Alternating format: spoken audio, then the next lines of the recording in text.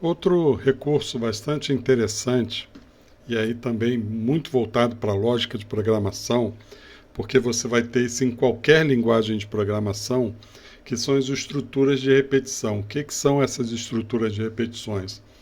É alguma forma de você ficar preso repetindo um bloco de ações, de passos, enquanto uma determinada condição for verdadeira.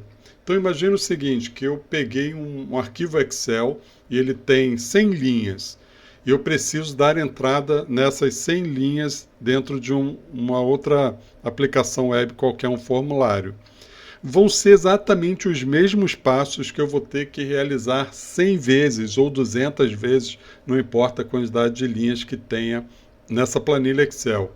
Não seria praticável se a gente tivesse que escrever 100 vezes a repetição daquele código, para que ele fizesse aquele passo 100 vezes. Então existem as estruturas de repetições que a gente chama de loopings, né, que ficam ali em círculo, né, refazendo o tempo inteiro aquelas mesmas ações até que ele possa terminar, porque não há mais linhas no Excel, por exemplo, para serem executadas. Dentre as estruturas de repetição, nós temos duas principais, e a gente vai falar agora sobre a for each. For each, numa tradução livre, significa para cada. Então, imagina o seguinte, eu tenho uma planilha Excel e eu digo, para cada linha da minha planilha Excel, faça esses passos aqui.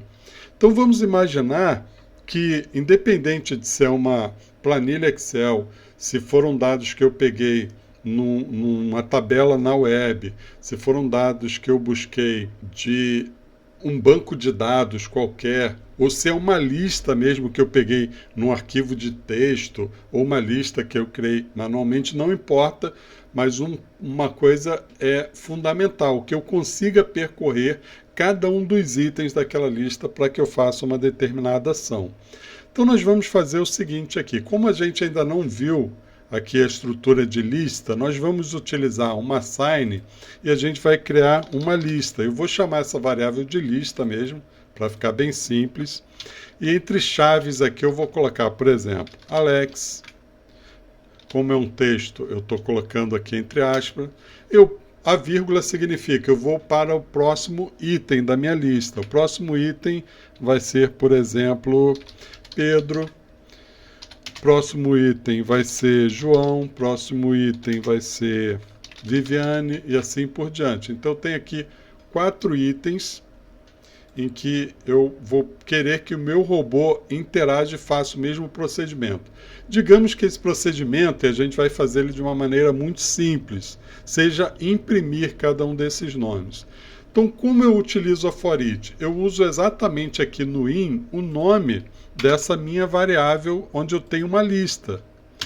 Independente de que nome seja, eu vou pegar essa lista. Aí eu vou dizer o seguinte, para cada item dessa lista, então ele vai criar uma variável, ele mesmo cria dessa lista, faça a seguinte operação. E o mais interessante aqui é que é ele mesmo quem vai controlar essa quantidade. Então não importa se nessa lista eu só tenho uma informação ou se eu tenho 1 milhão, 2 milhões ou infinito de informações. É o for each que vai controlar essa quantidade para mim. Ele é que vai controlar quantas vezes ele vai ficar fazendo essa execução.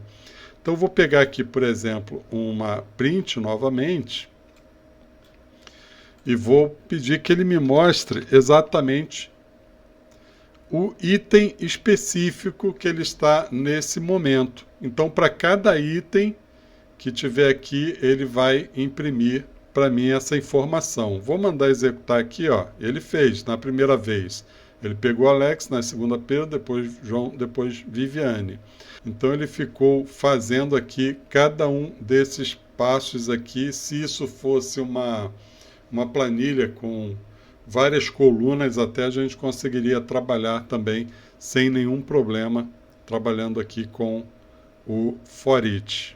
Então tudo que eu colocar aqui no corpo body, ele vai fazer 1, 2, 3, 4 vezes, baseado nessa lista que eu passei para ele aqui. Ele vai repetir isso aqui 4 vezes. Ao longo de praticamente todas as automações que a gente vai fazer, a gente vai ver que a gente vai sempre utilizar o for each para as nossas automações. É isso, vamos então para a próxima aula.